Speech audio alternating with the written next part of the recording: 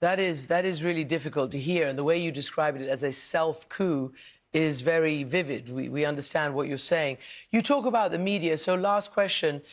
What do you think the effect on the Trump administration shuttering Voice of America, Radio Free Asia, etc., those kinds of media that the Americans provided for the rest of the world to get information, you know, certainly in dictatorships and when all they had was state-run propaganda?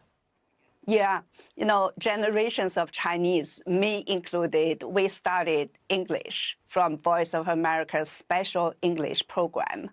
And along the way, we learned, you know, we listened to the news and we learned about life, liberty, and the pursuit of happiness as ideals we are entitled to. And we also, you know, listened to the news. I went to college in 1989, and we were in a dormitory of 7 girl students, right?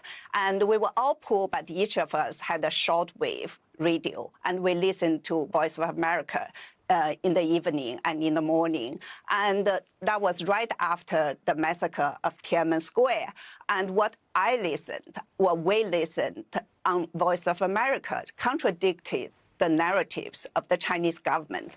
And that made me think about, you know, that one was my first suspicion of whether the government was telling us the truth, right? Yeah. Of course, I wasn't fully convinced, but that has the seed of doubt. And I talked to a dozen Chinese who told me similar stories, from a Stanford economist who is now 74 and who listened to Voice of America during Cultural Revolution, to people who are still in their 20s. And they all said the same thing, you know, it's the U.S. government, by silencing Voice of America and Radio Free Asia, the U.S. government is giving up the soft power. It's giving up the ideas of war. It's really a very sad thing for many of us.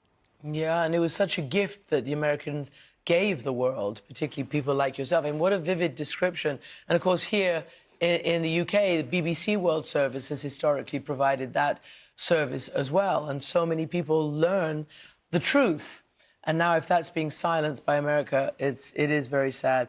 Lee Wan, thank you so much. Thanks.